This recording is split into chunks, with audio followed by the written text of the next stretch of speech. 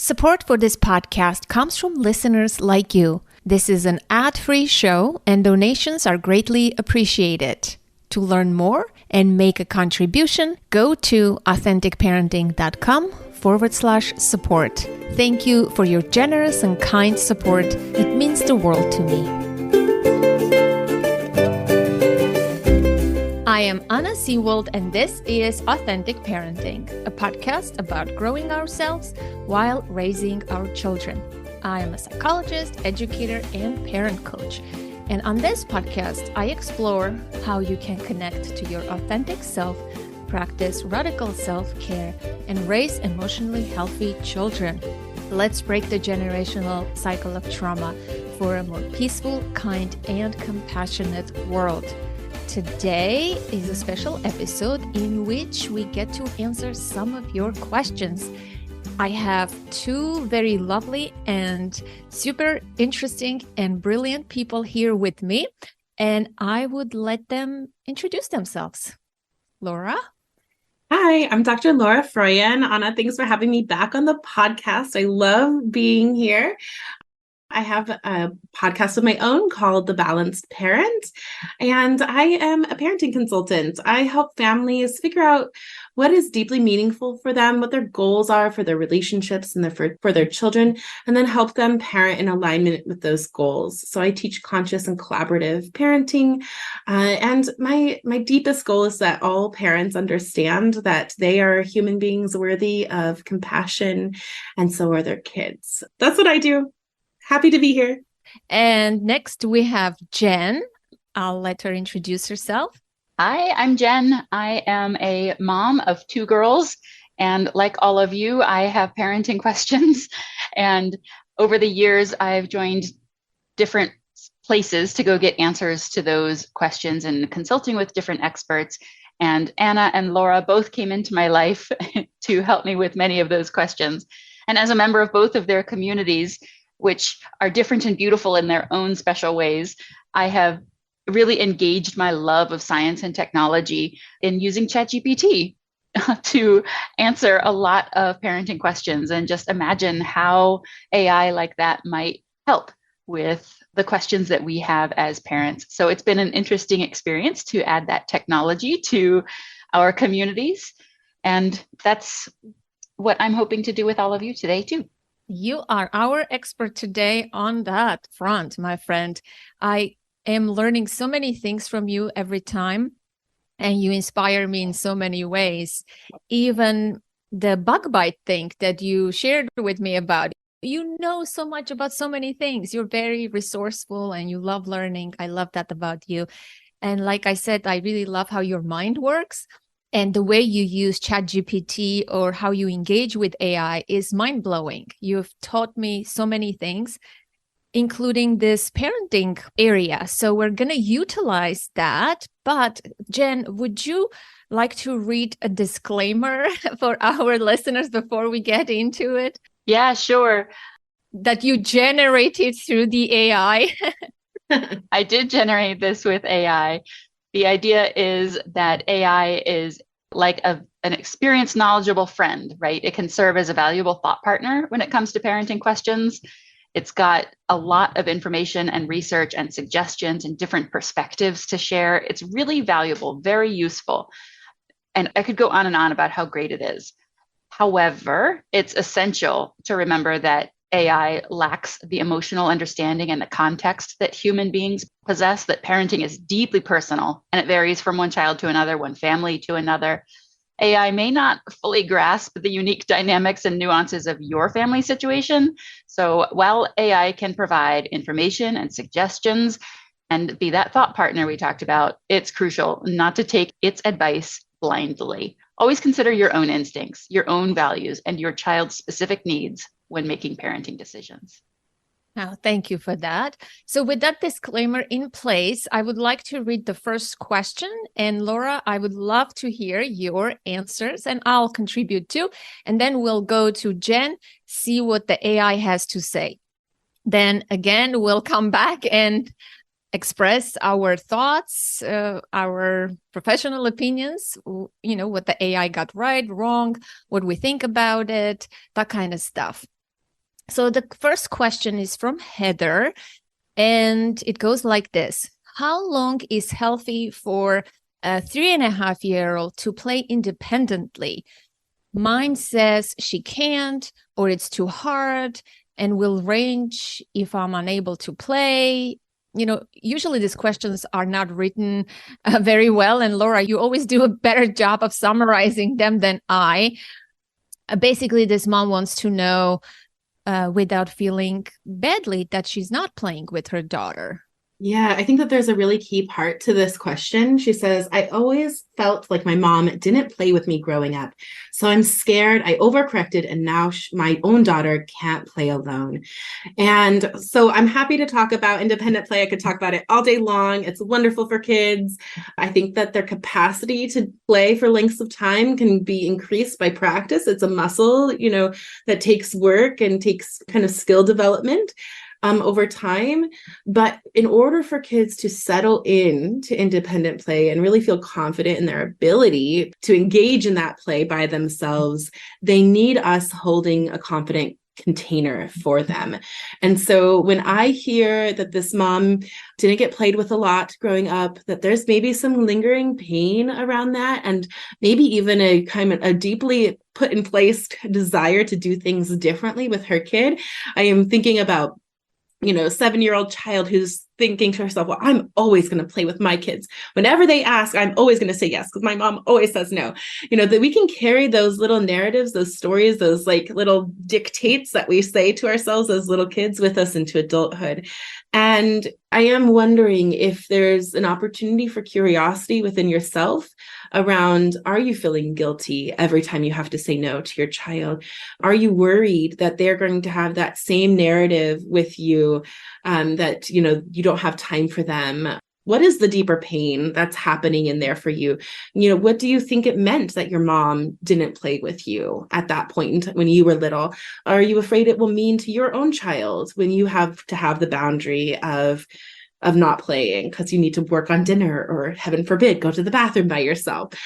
I think getting clear on some of those things so that when you do need to set a boundary around your availability for play, you can do so with confidence and without any of that wishy-washiness that guilt can bring in. Because our kids, they are designed to be sensitively attuned to what's going on emotionally for us. And if they can absolutely feel when we are not 100% clear on our boundary or the value of our boundary. And so, just even saying the word value, it makes me think that this mom has two values that are maybe bumping up against each other that she needs to figure out. She has the value of being available and connected with her child, and the value of, needing time for herself. Those two are coming into conflict. And so she needs to sit down with herself and get crystal clear on, how do I set that boundary for myself, teach my child that actually adults are human beings who are allowed to have moments of time and space where they're not playing, and hold that boundary with confidence so that my child can actually get settled into independent play. Because if we're not confident, they will feel that anxiety and they will just pull us in for reassurance. That's what they're naturally primed to do. Okay, I just talked a lot. Sorry. No, listen. That are these do you want to add something else? No, I think that was it. Yeah. I don't want to repeat on what you're saying. I totally agree. My mind also went immediately to the hotspot of the question. But nevertheless, I'm going to add just a couple of points because I want to hear what the AI has to say about this question too. I would love to emphasize that, for this age group, expecting them to engage in an hour play independently right out of the gate, it's unrealistic. So anywhere from 10 minutes to 15, and like you said, building a muscle is a good idea because she wants to know what's healthy, meaning what's average, what's to expect. I would emphasize the role of pretend play, that at this age, the child engages in pretend imaginary play like kitchen, dress up, that kind of stuff. Are toys of that nature available? I would emphasize the role of the environment.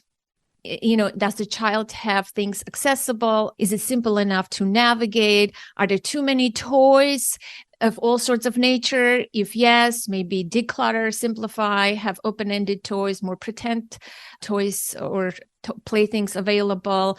And of course, stay close and supervise. And, you can't expect them to play on their own. Not all of the children, and some children may be more anxious type. I hear anxiety from this question too.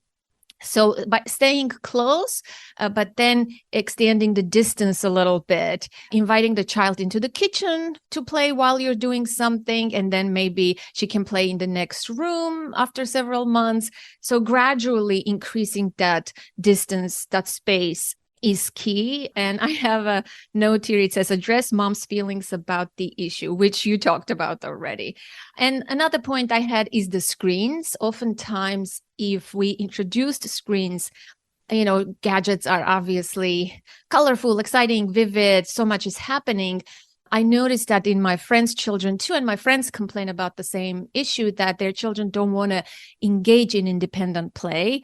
Is it because we gave them this exciting device, and when they're on their own, what's there to do? Sometimes we have to teach them how to play independently by us engaging, starting maybe the game, and let the child's mind wander, and sort of like sparking that first spark, and the fire will go. Some children need that.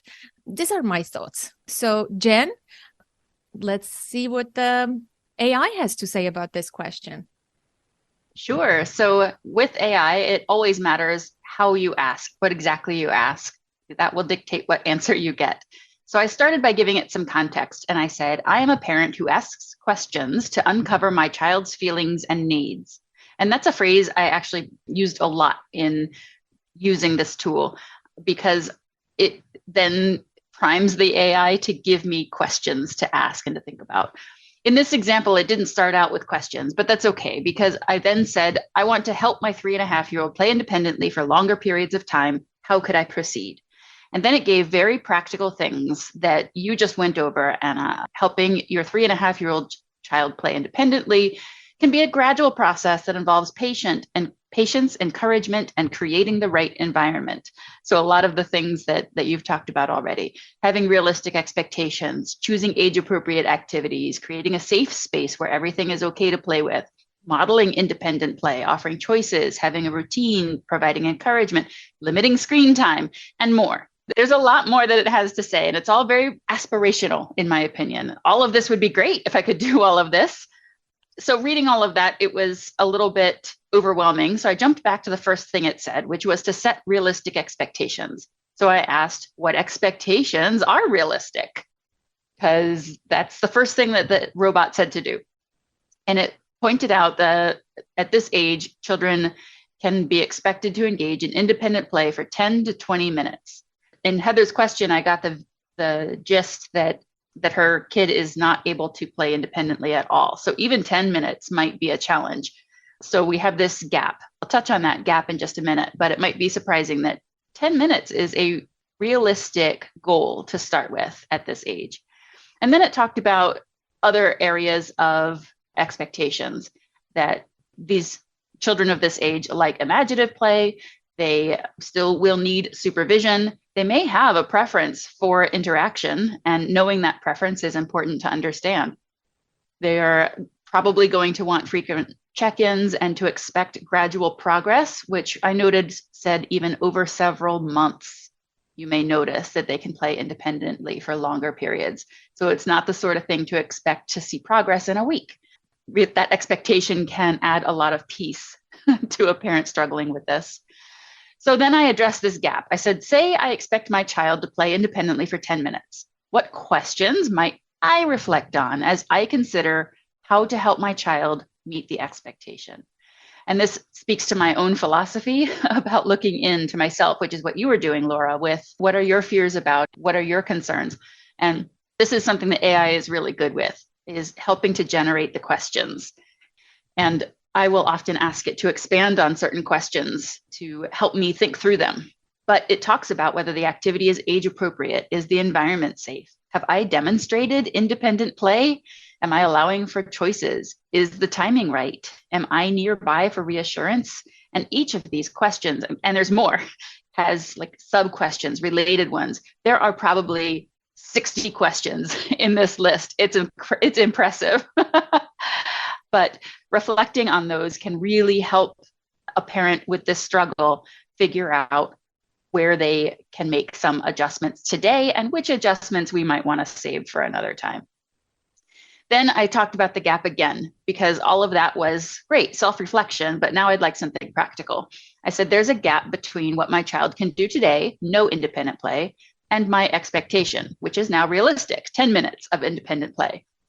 And then I repeated the kind of parent that I am. I like to ask questions to uncover what's going on for my child that makes it hard for her to meet the expectation, including her feelings and needs. What questions could I ask my child, considering her limited conversation skills?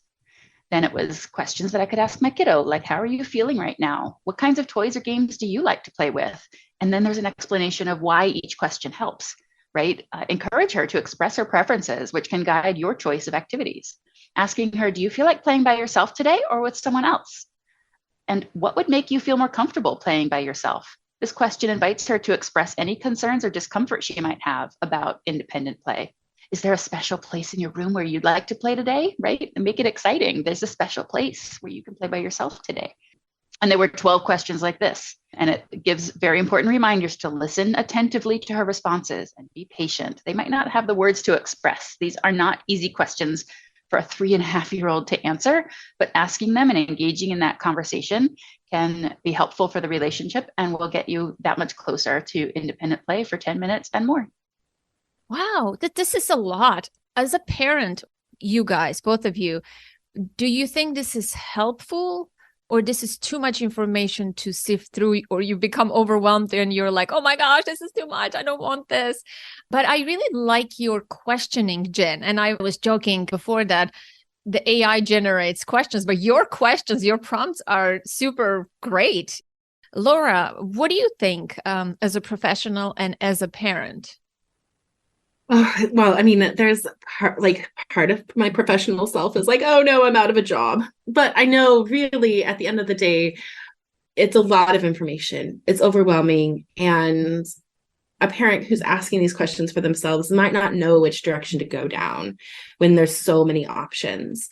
I do know that we can ask AI to be more specific or to give her ideas, if we are overwhelmed. But I think there are lots of great starting points. I think that especially when a parent is overwhelmed by a problem, it's really hard to know where to start. And these can be really good starting points for jumping off. I'm all for parents having more tools in their toolbox to support them. I'm amazed. I also think I really appreciate, Jen, you telling us what questions you are asking, because I know for a fact when using AI that getting the correct prompt is what will get you good output. You have to have those good prompts. So I really appreciate you modeling those prompts for our listeners today. Can I mention 2 resources before I forget? Laura, you are the go-to person for the play program that you have. Could you plug in your play program? And we have done an episode together, and I believe it is about play. And I believe the title is what to do if you don't like, how to play with your kids if you don't like playing, or something like that. Even when you don't like it. Yeah. Yeah, something like that. So can you tell about your program very briefly? Yeah, so I have a couple play classes. One is called Playful Healing, where I teach you basically how to do play therapy with your kids. So if you are thinking about, wanting to connect more deeply with your kids through play and actually enjoy playing with your kids, Playful Healing is great for you. I also have one on purposeful play. That one is more towards kind of parent-led structured play to do things with your kids, like process an upcoming dentist trip or prepare them for transitions. But then I also have tons of episodes of my podcast on play. And most Januaries, I do a 30 days of play project that's free for the community, where we kind of hone in on what are these specific things that support independent play. So all of the things that good old ChatGPT told us about and that Anna told us about, I break those things down and have kind of one prompt per day where I'm encouraging you to make small incremental shifts so that you can be getting more independent play from your kids. Thank you. And Jen, I want to ask you, what's the difference between using Google for asking parenting questions and using AI? Google is going to give you overwhelming amounts of information that you have to read through and decide if it's going to be relevant for your question. And AI is more likely to give you answers that are relevant for your question. It's simply more focused. And I've heard some people describe ChatGPT as a tool that scours the internet for the answer, but that's not what it does. It does something a lot more nuanced in a technical way that I won't bother explaining about predicting what the next word is and so on. But it does filter out for you all the things that are not related. So for example, in Google, if we're searching for independent play tips or something, you might get an infographic related to infancy, but my kid is 3.5. I'm not working on 10-month-old and asking them to play independently in their playpen for 3 minutes. I'm working with a 3.5-year-old, and that's very different. And ChatGPT doesn't even bother with the infancy level of the answer. So you have to do a lot less filtering out with AI, but also, as we've heard everywhere that people are talking about AI, we do have to check its factuality, its factness, because what it is really good at is putting words together that sound plausible, but may not be correct. So when it said, for example, that a good expectation is 10 to 20 minutes for this age range, if that's a really important element for the way I'm choosing to proceed through this problem, I would go verify that independently somewhere else. And today you did that for us. Both of you talked about that same time frame. So in that detail, I would consider it confirmed. But each detail that matters a lot, go verify. Okay, well, let's move on to our second question, which is about bedtime. And it is a voicemail. I will play it now for us to. Hi, Anna. This is Lauren Grogan.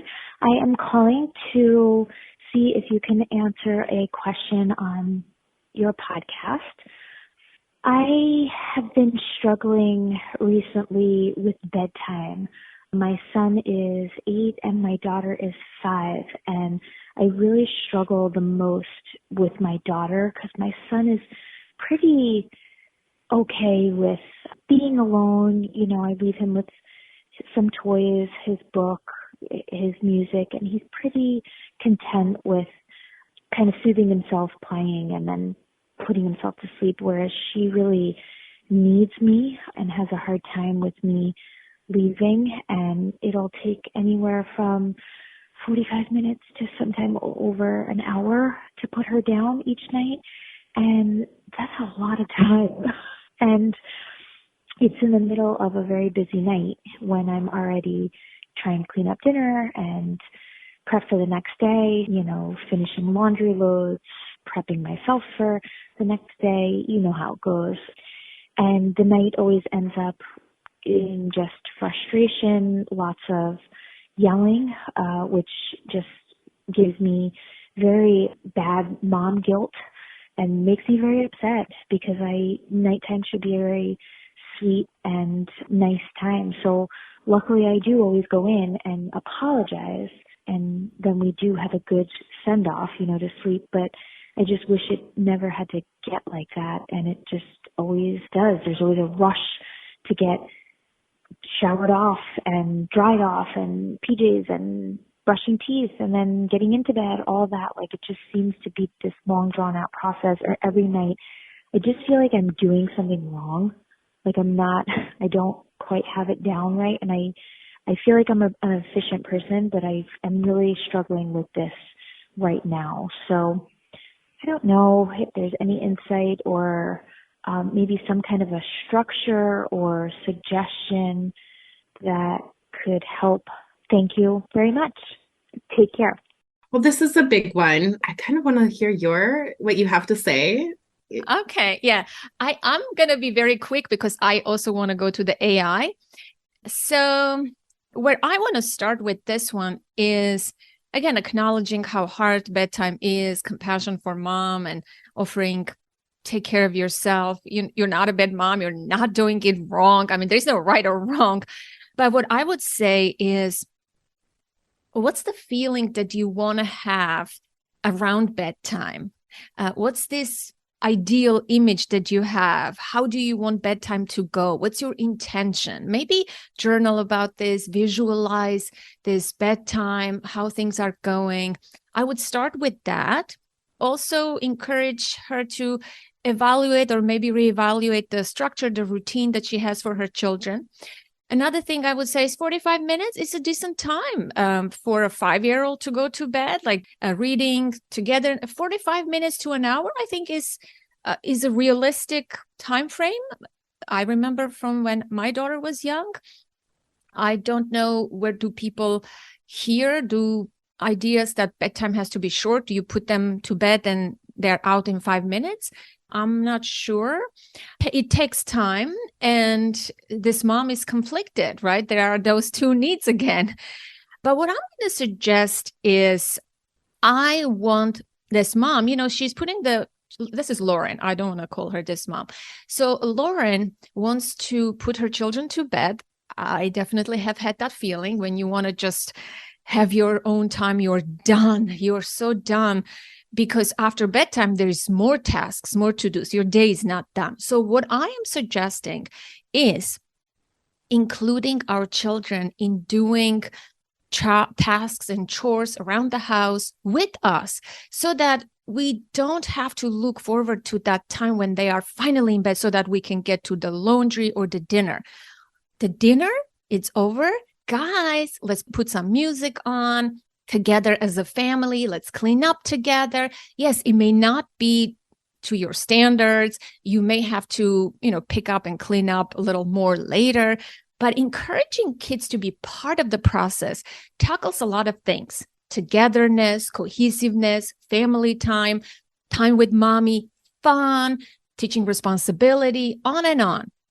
And mom doesn't have to have this overwhelming feeling, when are they going to go to bed so that I can do the laundry and the dinner cleanup? And it's just not necessary. So the kids can help with the laundry. They are at a decent age, 7 and 5, and the dinner cleanup. I would suggest Lauren to look into that, cultivating that as a family practice. And I am seeing Laura is nodding because this is right off of your alley. I think that's all I have for now. What do you want to add, Laura? I love everything that you've said so far. I also think that going to bed is just one thing, but there's actually a lot of things that can be hard about going to bed. There can be time away from parents that are hard. Teeth brushing in and of itself can be a complicated process for kids who are sensitive. Putting clothes on, changing clothes. Like, there's a lot of steps to going to bed. And so I would also suggest that this mom take some time to break down, like, okay, so what are all of the expectations that I have going into bed for my kid? And let's take a look at each of them and see if any of them are hard for my kid. If a child really hates their toothpaste, they're going to drag their feet going upstairs because they know eventually I'm going to have to brush my teeth with this toothpaste I really hate. And so I think doing some collaborative problem solving on each of the tasks might really help, and help them have this feeling of being a teen. Like, what's going on? It's been hard for you to go to bed recently. What's up with that? I mean, just like starting to have some of those conversations. And if it comes down to this 5-year-old really wants to spend more time with mom, which I get, that makes sense, then doing dinner cleanup together can be a wonderful, beautiful connecting time. There's also lots of problem solving that can be done to help a 5-year-old feel connected even when we're apart. So that's connection in the midst of disconnection. That's really challenging for a 5-year-old to be able to do. It takes a lot of cognitive skills. So books like The Kissing Hand or Invisible String, those books teach young children in this age range that they're designed to teach kids how to feel connected to their loved one even when they're apart. And I think that would probably be really helpful for this 5-year-old too. Great. Let's hear what Jen has found through AI. What has ChatGPT has to say? Yes, it's very clear that I have been working with both of you for a while because my thought processes in these questions are very similar to what you all said. Yay! So I started by giving the children's ages, and then I talked about how they're reluctant to go to bed on time. Sometimes they're 90 minutes later than their 8:30 bedtime. My 5-year-old has FOMO, fear of missing out. Can you help me articulate the stages of the bedtime routine so I can figure out which part is giving us the most trouble? Love it. And I liked the answer that ChatGPT gave here because it gave us 7 different stages: preparation for bedtime, then bath time, pajamas and teeth brushing, story time or quiet reading, then goodnight hugs and kisses, then the bedtime itself, and then falling asleep, which happens after the bedtime. And there could be challenges with each of those. It gave a general time frame that preparation should start about 30 to 60 minutes before their intended bedtime. Bath time could be 10 to 15 minutes. Pajamas and teeth brushing might be 5 to 10 minutes. So for each step, it broke it down into a few minutes of how much time is realistic for that step. Going to your point, Anna, that we need to be realistic about what it takes to get kids into bed. But then for each stage, it talked about what the challenges could be. The challenge around bath time might be that some children enjoy it and don't want it to end, and others may resist getting in the first place. Around bedtime itself, children may resist going to bed because they fear missing out on activities or they feel it's too early. And then challenges are falling asleep. They may have difficulty, especially if they've napped too late in the day or had too much screen time too close to bedtime. And so I didn't read the whole thing there. There's a lot there, but then it went straight into problem solving without me having to ask it for anything, because the AI then suggested ways to identify the part of the bedtime routine that's causing the most trouble. And step number 1 was to observe patterns. Maybe keep a bedtime journal for a week or 2. Note when your children resist bedtime and what seems to trigger their reluctance. Then communicate, as you said, Laura, talk to your children about their feelings and concerns at bedtime.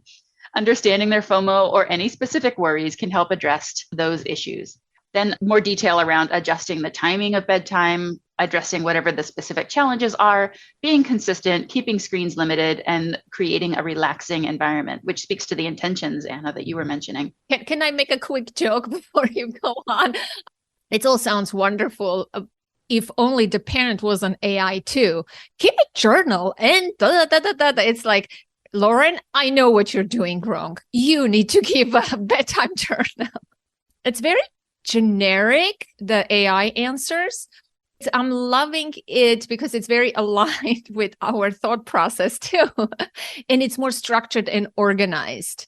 And I think that might be helpful for the listener. And Jen, can I ask permission to share the answers of the AI with the people who submitted their questions? Yeah, sure. These links to each of these conversations is available. Okay, great. Please continue. Oh, I wanted to hop in just for a second. So I just asked ChatGPT a much more general question that isn't such a carefully constructed prompt. So I said, how do I get my child to go to bed on time? And it gave me a lot of very detailed information, but it's very, very general. And so I just want to put a plug in. If we're using AI, we've got to make sure we're giving it the proper inputs. It has establish a consistent bedtime routine, create a relaxing environment, limit screen time, set a bedtime, make gradual adjustments, be a role model, avoid caffeine and sugars before bed. It's just a bunch. It's like it threw spaghetti at the wall, basically. They're great ideas, good places to start. But I think really being specific on who you are, the type of relationship you have or want with your child, their ages, your goals. It's writing a good prompt for AI is hard. It's a skill in and of itself. It is. And Jen taught me, because I needed things for the Authentic Parenting podcast. And here's what I learned. I think the more, as a parent, if you're using it for parenting purposes, be specific, give more details about your case, and it can learn who you are and hopefully give you more specific tips. But come back and consult with us because we're always available.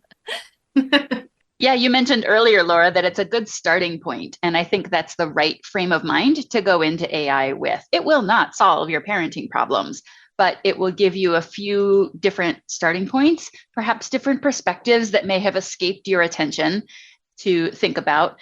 So that's really where I see its strength, not in solving our problems for us. Going back to this bedtime question, Jen, what stood out the most? What is most helpful? And is it aligned with what we said, or is there better response perhaps that we overlooked?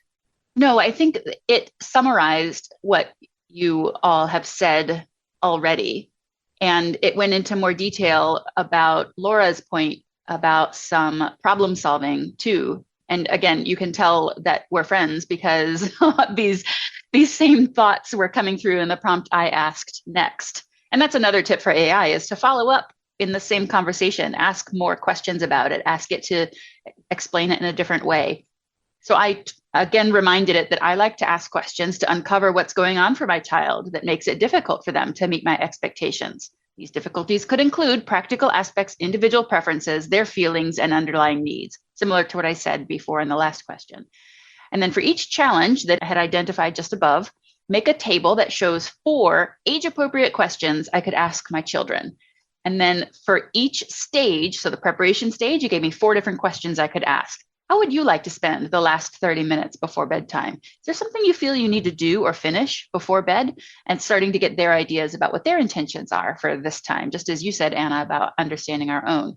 And then questions for bath time, for pajamas and teeth brushing. And then it stopped at stage 5. Good night, hugs and kisses. And it gave some questions about that. Do you ever feel like you need some more time with me before falling asleep? Is there something on your mind or any worries you'd like to talk about before bed? But I know that there were 7 stages. We still haven't gotten to bedtime itself, and we haven't gotten to the falling asleep part, and it didn't make a table for those. So I put the word continue, which is another AI tip, that if it's clear that it hasn't finished its thoughts, you can just type the word continue and it will continue its thoughts. And that's exactly what it did. It then gave me the questions for bedtime and for falling asleep. So do you ever have trouble falling asleep at night? What's on your mind? Is there something in your room that makes it hard to sleep, like noise or light?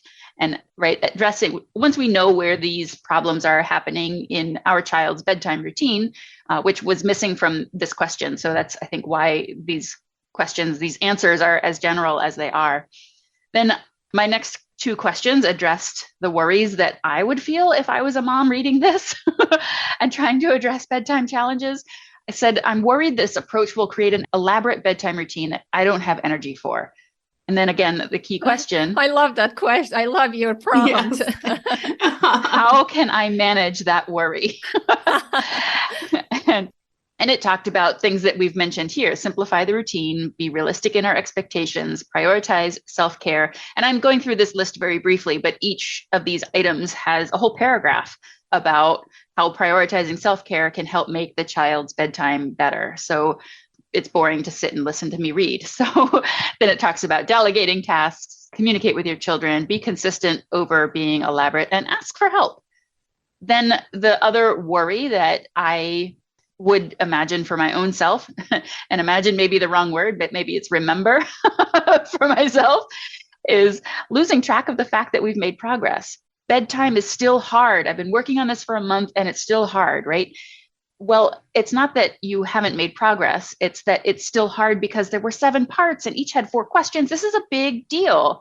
So I asked it, how can I tell we're making progress, where we're making progress and where we're not? It can be discouraging when bedtime continues to be a struggle, yet I may overlook the fact that we've worked through other parts enough to have made them easier. So again, very specific prompt, 5 ways to stay positive. And I was getting tired of these lists that had 12 and 15 things in them. So I just asked for 5. And it said to keep a bedtime journal, record the details of each bedtime routine, note what went well, what improvements you've seen, and where challenges persist. This journal can help you objectively track progress over time. My journal, when I was struggling with bedtime with my kids, was a Google Doc that I sometimes opened up. It was not very consistent, but the simple act of being observant helped. So that was its number 1 tip. Set small goals, communicate with your children, seek support and advice, and practice mindfulness and self-compassion, which I know we all love so much in this group. So I was really delighted to see that made ChatGPT's list of top 5. Yeah, me too. Interesting. And then it ended with 5 affirmations all on its own. It just supplied these affirmations. Dr. Becky style. Okay. I am doing my best to create a loving and consistent bedtime routine for my children. The second one, each day I learn more about my children's needs and preferences and I adapt our routine accordingly. And then 3 more affirmations, things like that make it feel better that it's still hard, but we are making progress. I'm doing my best. Each day I'm learning. I'm trying. This is okay. This is very interesting. Yeah, it's awesome. There's a lot. I think it just emphasizes for me the value of working with a parent coach, because if you came to me with this problem, we will get through all of those questions and routines, all of those things, but not in one session. And I think that's the value of working with a professional. You know what I mean?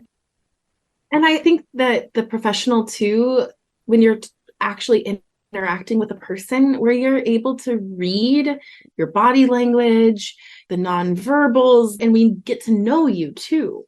And we get to know your kids, especially when we have the chance to work consistently with you. Like Jen, I've had the opportunity to walk alongside you for a couple years now in your parenting journey. I feel like I know your family. I know the things you've tried. I know there's things I probably don't even need to go into because I know you've already tried them before you come to me with something. And I think that can't be understated too. I think we're really not meant to do this alone. And it's so good to have a tool. And then it's also really important to have your village, the people that you go to for support. I would agree. And the questions that I asked that are so admirable here, right? They came from becoming this type of parent that I am today, not from being the panicked, scared parent I was when my toddlers were so small. And I have grown a lot as my children have grown, and professionals like you have both helped me to become that parent. And it makes it possible to ask questions like, how can I manage that worry? Instead of, I can't do this, it's going to be too hard, right? Those are very different questions, but very understandable answers depending on where the parent is in their own journey. Yeah, true. Let's move on for the sake of time to our next question. And Laura, are you willing to read the next question? Yeah, absolutely. My 7-year-old daughter has been diagnosed with 2 chronic illnesses that she can live with, but will cause her pain and suffering during her life. How do I best support her emotional growth for the long term, considering this difficult news? Just want to send a little bit of compassion and love to this parent. Yeah, I know. And just that part, she will suffer during her life. It just tells me mom's feelings about this. And in my answer, I have a couple of, bullet points for this mom. And the first one is, and I clarified, I asked this mom, have you already told your daughter about her diagnosis? And she said, yes. And I don't know what kind of these illnesses are, are they limiting this child in her activities, in her day-to-day life? Are they visible, or are they just internal things? I don't know. But the first thing I'm going to say is support for mom. Find support for yourself, a support group, supportive people, a support group for those illnesses, perhaps, so that you can learn more and support your daughter. You have to be in a resourced place in order to be helpful for your daughter. Number one, that's what I would emphasize. Number two, I would say be honest with your daughter and answer whatever questions she may have in age-appropriate, very honest way about the illnesses. And of course, number three, address her feelings when and if they will rise throughout her childhood and life. But in order to do that effectively, you have to process your own grief and thoughts and feelings around this idea that your daughter has this illness, not one, but two, for the rest of her life she has to suffer. So this is a heavy thing. I think mom needs a space to process her own emotions around this in a consistent, supportive way with someone, with a therapist, with a support group, so that she can provide that emotional support for her daughter. Validate, listen, and sometimes there's no need to fix the situation, but have space for your daughter to express and complain and vent about the limitations, or maybe she's feeling not good enough or less than, or there's a stigma that there's something wrong with me. I am a kid with this limitation and I can't do X, Y, and Z. So we don't know more about the illness. Addressing that part of the child's psyche, I think, is important. But in order to support your daughter, again, I can't emphasize enough the support for the mom, education maybe for the mom as well. Yeah, I 100% in alignment with you, Anna. And the only thing I would really add would be to start really considering the role of mindfulness, particularly self-compassion based mindfulness. There's so much research on how important mindfulness, meditation, and self-compassion are for managing chronic conditions, especially chronic pain. They can be hugely helpful. So, and your 7-year-old is not too young to start learning some of those techniques and making sure she has the support she needs to, whether it's seeing, representation, seeing herself in books, in the media that she's exposed to, helping her learn how to advocate for herself as well. But I mean, mindfulness and self-compassion. There's a great book called Sitting Still Like a Frog, which is she's the right age to start introducing some of those activities. Wonderful. You're always full of great ideas. I love it. Jen, let's hear what the AI has to say about this question. Yeah, sure. So the prompt I chose to start with had everything to do with my first reaction. My first reaction was directly aimed at the question as written, right? How do I best support her emotional growth? Okay, well, my first reaction was, well, the same as all children, and we'll figure out the rest as she faces challenges, right? But that's not going to do for an answer. But that's the space I was in when I asked the AI this question. What aspects of emotional growth could parents be deliberate about supporting? How does this change when the child is diagnosed with chronic illnesses at an early age?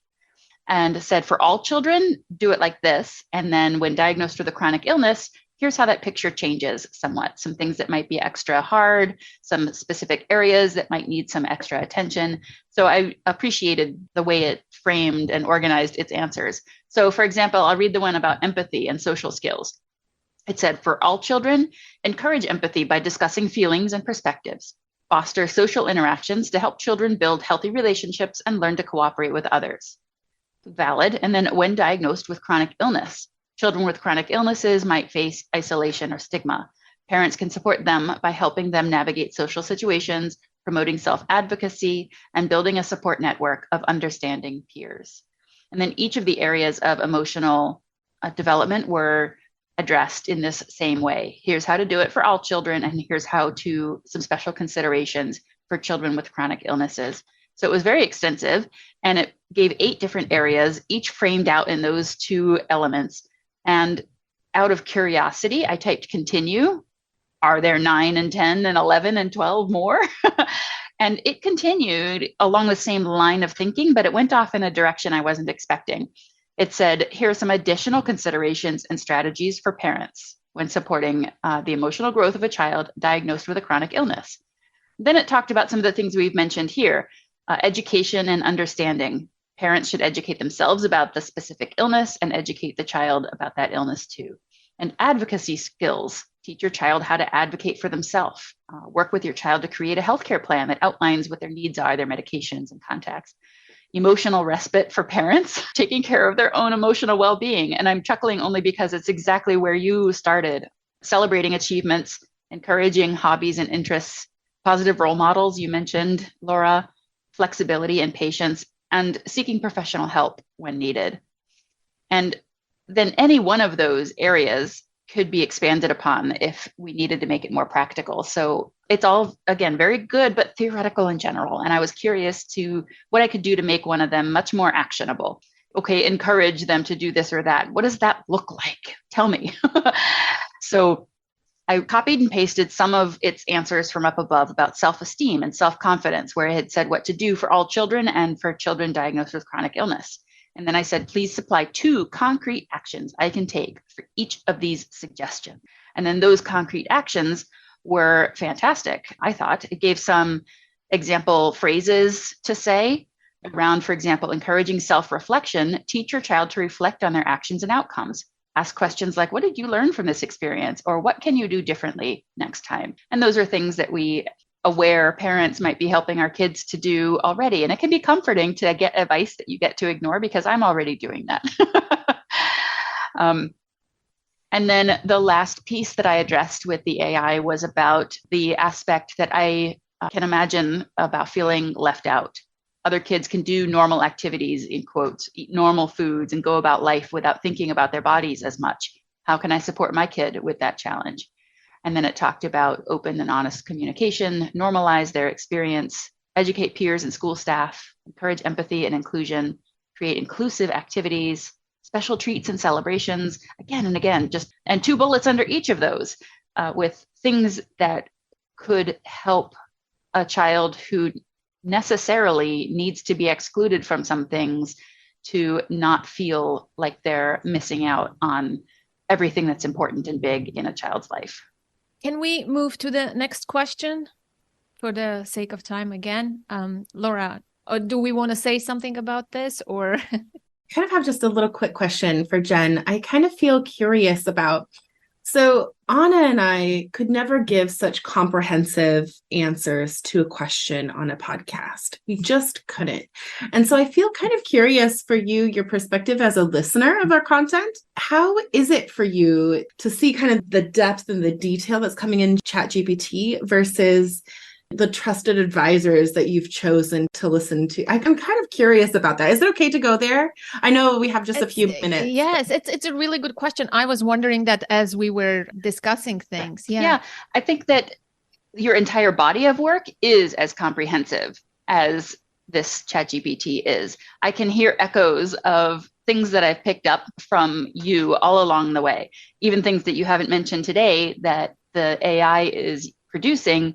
I have heard you all talk about things like getting enough support as parents and finding good role models for our kids. And even if there's an element that doesn't get mentioned in response to a specific conversation in one single podcast, as a body, it all shows up in there. So that's one aspect to it, is to find an advisor who speaks your language, who speaks to the way that you aspire to parent and gives advice that can be all put together in sensible ways. Sometimes they can't.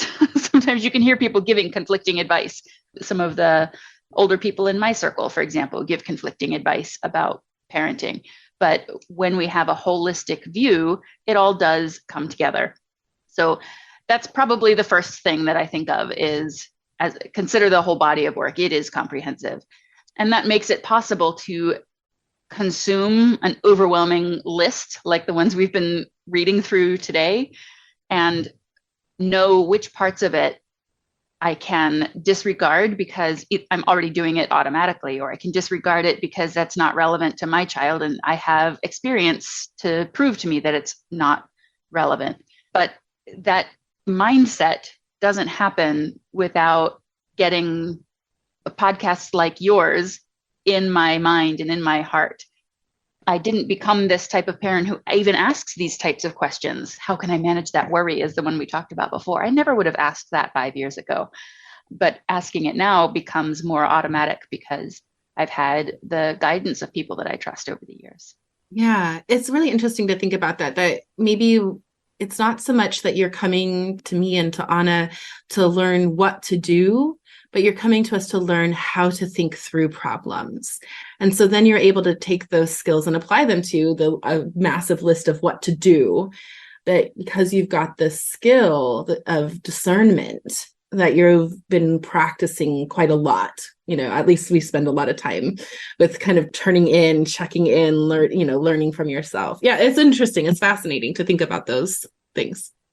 I appreciate that summary. That's very accurate, Laura, that I am taking skills that I've gotten from you both and have applied them to questions that aren't even mine. And that's where it comes I from. want to just say that that's the best kind of learning. You're not here to get specific tips or tricks, but to change your mindset, your perspective, learn general principles, digest and understand the philosophy behind it, embody it so that you can be your own authority and lead with your own knowledge. It should come from you and not from us. That's what I'm looking for when I work with someone. I don't want them just to repeat what I'm saying. I want to empower them to embody the things that we're talking about so that they can live it, they can breathe it. And Jen is a prime example of that. I agree with what you're saying, Anna. I often, I love connecting with people. I love it when they come into my membership and I get to walk alongside them, but I know that I will walk alongside them in a season of their life.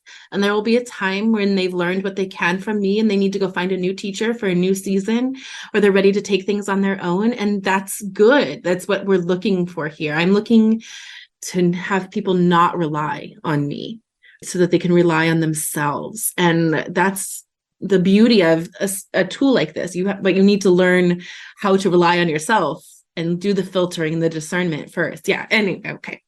Right. Yes. Great.